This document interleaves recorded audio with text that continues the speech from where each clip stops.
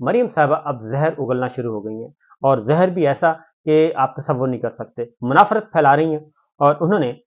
کل ایک تقریب میں خطاب کیا، اور تقریب میں خطاب کر کے انہوں نے پختونوں کو قاتل کہا، پختونوں پہ اپنا زہر اگلا، خیبر پختونخوا پہ، خیبر پختونخوا کی حکومت پہ، پاکستان تحریک انصاف پہ، اور یہ کام پہلے بھی وہ کر چکے ہیں، پختونوں پہ اسی طرح کے الزامات پہلے بھی عائد کر چکے ہیں۔ اور اس سے ان کو ملے گا کیا؟ صرف اس لیے کہ خیبر پختونخوا میں پاکستان تحریک انصاف کی حکومت ہے، اور خیبر پختونخوا کے عوام جو ہیں وہ پاکستان تحریک انصاف اور عمران خان کے ساتھ جڑ گئے ہیں، اور پاکستان زندہ باد کا نعرہ لگاتے ہیں، اور ایاک نعبد و ایاک نستعین کہتے ہیں۔ اور خیبر پختونخوا کے جو ہمارے پختون بہن بھائی ہیں، انہوں نے پچھلے اتنے عرصے سے اتنی زیادہ قربانیاں دی ہیں کہ شاید ہی کوئی اور کمیونٹی نے دی ہوں، کیونکہ تقریباً پہلے افغانستان کی جنگ رشیا کے ساتھ چلتی رہی، اس میں ہم حصے دار تھے، اس میں خیبر پختونخوا ڈسٹرب ہوا، پھر دہشت گردی کے خلاف جنگ میں خیبر پختونخوا ڈسٹرب ہوا، سب سے زیادہ جو خون بہایا گیا اور جو شہادتیں ہوئیں وہ سب کی سب خیبر پختونخوا میں ہوئیں، اور پختونخوا کے عوام کو جتنا بھی کریڈٹ دیا جائے کم ہے، اور وہاں کی سیاسی لیڈرشپ ہو، وہاں کے ٹیچرز ہوں، وہاں کے اساتذہ ہوں، وہاں کے انٹیلیجنس آفیسرز ہوں، سب نے بہت زیادہ قربانیاں دی، وہاں کی جرنلسٹ کمیونٹی ہو۔ لیکن مریم صاحبہ نے اب ایک اور الزام لگا دیا ہے کہ اپنی نااہلی، اپنی کوتاہیاں، اور ایک ڈور جو ہے وہ ہوتی ہے جس سے گلا کٹ جاتا ہے، اور اس میں دھات والی جو ہے ڈور پتنگ اڑانے کے لیے، وہ واقعات ہوئے پنجاب میں۔ اب میں بچہ بچہ جانتا ہے کہ یہ سب کچھ وہیں پہ ہوتا ہے، لیکن انہوں نے اس واقعے کو بھی جوڑ دیا خیبر پختونخوا پہ، اور خیبر پختونخوا پہ الزام عائد کر دیا، اور انہوں نے کہا جی یہ تو ساری ڈور وہاں سے آتی ہے، اور اصل میں قاتل وہاں بیٹھے ہیں، ان کو سنبھالنا زیادہ ضروری ہے۔ یہ ہے ان کی نیچر، ان کی سوچ، اور ان کی سوچ پہ جتنے بھی جوتے مارے جائیں میرا خیال اتنے کم ہے۔ اس دوسری جانب ایک اور خبر ہے، یہ ساری اس لیے، یہ غصہ اس لیے ہے کہ میں آپ کو آگے جا کے بتاتا ہوں کہ غصہ کیا ہے۔ پھر انہوں نے تقریر میں 9 مئی کا بڑا تذکرہ کیا، جبکہ ہمارے پاس جو اطلاعات ہیں اب 9 مئی سے افواج پاکستان جو ہیں وہ پہلے ہی اس چیز کو اس طرح سے نہیں لیتے۔ یہ چند لوگ تھے جنہوں نے 9 مئی کا بیانیہ بنایا، اور اس کا سارا الزام جو ہے پاکستان تحریک انصاف پہ ڈال دیا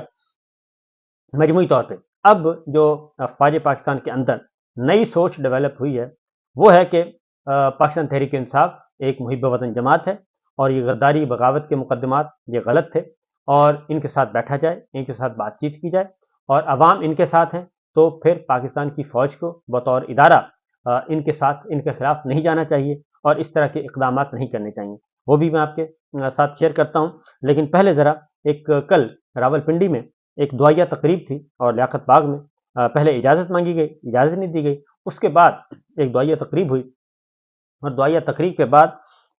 پرامن طور پہ ایک دعا کی گئی پاکستان تحریک انصاف کے چیئرمین عمران خان صاحب کے لیے، اور دیگر جو سیاسی اسیر ہیں ان کے لیے، بہت تفصیل سے اور بڑے پرامن طریقے سے جیسے دعا ہوتی ہے، تاخرات تھی، دعا کر کے اس کے بعد سارے کے سارے اپنے اپنے گھروں کو چلے گئے۔ لیکن اس کے بعد یہ ہوا کہ اس پہ بھی ایک مقدمہ درج کر لیا گیا، اور عمران خان صاحب کے حق میں دعا کیوں کی یہ ہے، اور مسلمانوں کو اب دعا کا حق بھی نہیں ہے پاکستان اور راول پنڈی شہر میں، پنجاب میں۔ تو جو ایف آئی آر درج کی گئی وہ ایک ایس ایچ او نے درج کی، سب انسپیکٹر سجاد احمد کی خدمات حاصل کی گئیں، وہ مدعی بنے، ظاہر ان کو اوپر سے حکم آیا ہوگا کہ یہ مقدمہ درج کروا دیں، اور مقدمہ درج ہوا ہے۔ علیمہ خان عمران خان صاحب کی بہن ہیں، اور سینیٹر سیمی زیدی ہیں، بریگیڈیئر ریٹائرڈ مشتاق احمد ہیں، عاصمہ قدیر ہیں، اور میجر ریٹائرڈ اقبال خٹک ہیں، راجہ عثمان ہیں، اور خلیق کیانی ہیں، اور میر افضل ہیں، اور اس کے ساتھ ہی شوکت بسرہ ہیں، کرنل ریٹائرڈ اجمل صابر ہیں، اور طارق عزیز بھٹی ہیں، اور نیاز اللہ نیازی ہیں، شہریار ریاض ہیں، تنویر اسلم ہیں، سمابیہ طاہر ہیں۔ ان کے خلاف مقدمہ درج کیا گیا ہے، اور الزام کیا ہے؟ انہوں نے صرف ایک دعا کی تھی عمران خان اور سیاسی جو قیدی ہیں ان کی رہائی کے لیے۔ ایک اور یہ اس سے آپ بہت اچھی طرح اندازہ کر سکتے ہیں کہ ان کی حالت کتنی پتلی ہے، کتنے خوف زدہ لوگ ہیں۔ ایک طرف یہ کہتے ہیں ڈیموکریسی اور بنیادی انسانی حقوق اور سب کچھ، لیکن چونکہ فارم 47 کی پیداوار ہیں اس لیے یہ سب کچھ کر رہے ہیں۔ اس کے بعد ہے جی ایک اور خبر آپ کے ساتھ شیئر کرتے ہیں، وہ جسٹس اطہر من اللہ صاحب نے ایک بتایا تھا اوپن کورٹ میں، اٹارنی جنرل کو بھی کھری کھری سنائی تھی، اور گورنمنٹ کو بھی کھری کھری سنا دی تھی. جسٹس قاضی فائز صاحب نے ان کو روکا بھی تھا لیکن انہوں نے اپنی بات پوری کی تھی. تو جسٹس اطہر من اللہ صاحب نے ایک کھڑاک کیا اور ان کے کھڑاک کا یہ اثر ہوا کہ فوراً ہی جو ہے ڈپٹی کمشنر راولپنڈی کو میسج چلا گیا, انتظامیہ کو, بیوروکریسی کو میسج چلا گیا کہ جناب حالات خراب ہیں, کیونکہ 9 مئی کے 8 ملزمان کی رہائی کی گئی تھی اور اس کو دوبارہ گرفتار کر لیا گیا تھا ایم پی او کے تحت. اور اس پہ جسٹس اطہر من اللہ صاحب نے کہا تھا کہ یہ کورٹ آرڈرز کو فرسٹریٹ کیا جا رہا ہے, اور وہ بھی supreme court of Pakistan, superior judiciary کے آرڈرز کو, ان کے فیصلوں کو فرسٹریٹ کیا جاتا ہے, ان کی توہین کی جاتی ہے اور ضمانتیں ہوتی ہیں, اور ضمانتیں ہونے کے بعد ایم پی اوز جاری کیے جاتے ہیں اور ایم پی اوز جاری کر کے دوبارہ گرفتار کر لیا جاتا ہے. تو لہٰذا ڈپٹی کمشنر راولپنڈی نے پاکستان تحریک انصاف کے 8 کارکنان کی نظر بندی کے احکامات واپس لے لیے ہیں. اور معاملہ کیا ہے؟ اصل معاملہ یہ ہے, کور کمانڈر ہیڈ کوارٹر میں وہاں پہ بلایا, وہاں پہ ان کو بریفنگ دی گئی. بریفنگ دینے کے بعد ان کے ساتھ افطاری بھی کی گئی, گپ شپ بھی لگائی گئی, یہ سب کچھ ہوا. اور سیکورٹی ریلیٹڈ معاملات کور کمانڈر نے ان کو بریف کیا, صوبائی کابینہ کو, صوبائی حکومت کو, اور اس پہ بہت زیادہ شور و غوغا ہو گیا اور کافی پریشانی پائی جاتی ہے کہ جناب یہ کیا ہو گیا, یہ تو عمران خان صاحب اور پاکستان تحریک انصاف, یہ تو کور کمانڈر ہاؤس میں صوبائی کابینہ کی میٹنگ ہو گئی, صوبائی کابینہ کا اجلاس ہوا. اب یہ پروپیگنڈا جس طریقے سے کیا جاتا ہے, جبکہ اسی نوعیت کی میٹنگ پنجاب میں بھی ہوئی اور وہاں پہ اپیکس کمیٹی کا اجلاس ہوا, اور اس کے بعد ادھر جو ہے کور کمانڈر نے بلایا. اب یہ بڑی ایک بہت ہی اچھی خبر ہے, اور اس کو اس طریقے سے کیا گیا کہ آپ یہ دیکھیں کہ کور کمانڈر پشاور اگر وزیر اعلیٰ خیبر پختونخوا کو بلا رہے ہیں,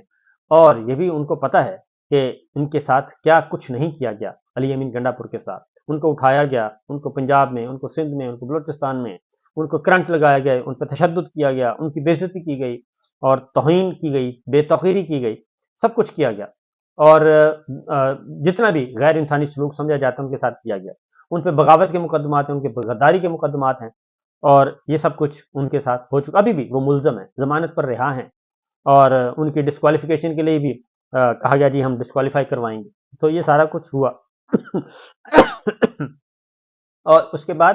اسی طریقے سے جو صوبائی کابینہ ہے خیبر پختونخوا کی, اس میں بھی بہت سارے ملزمان نامزد ہیں, لیکن اس کے باوجود اگر کور کمانڈر پشاور بلاتے ہیں, اور اس کا مطلب یہ ہے کہ وہ ان کو غدار نہیں سمجھتے, ان کو باغی نہیں سمجھتے, ان کو مجرم نہیں سمجھتے, ان کو دہشت گرد نہیں سمجھتے, اور اگر ان کو نہیں سمجھتے اس کا مطلب ہے پاکستان تحریک انصاف کو بھی نہیں سمجھتے. یہ وہ سوچ ہے جو کہ فوج کے اندر پائی جاتی ہے, اور یہ پہلے دن سے پائی جاتی ہے, کیونکہ ایک ہے بہت ہی انتہا پسند جو ہے ایکسٹریم لیول کی سوچ اور اپروچ, کیونکہ میں پہلے دن سے یہ کہہ رہا تھا کہ یہ جو 12 مئی کا واقعہ ہے اس پہ اس حد تک آگے نہ جایا جائے کہ نفرتیں ہی نفرتیں پھیلا دی جائیں اور پھر ان سے پیچھے ہٹتے ہٹتے مدتوں لگ جائیں, کیونکہ 9 مئی اور 9 مئی کی آڑ میں جو کچھ کیا گیا پاکستان تحریک انصاف اور پاکستان کے عوام کے ساتھ, میں پاکستان تحریک انصاف نہیں, پاکستان کے عوام کے ساتھ جو کچھ کیا گیا وہ ایک سیاہ باب ہے, اور وہ اگر نہ ہوتا تو بہت بہتر ہوتا.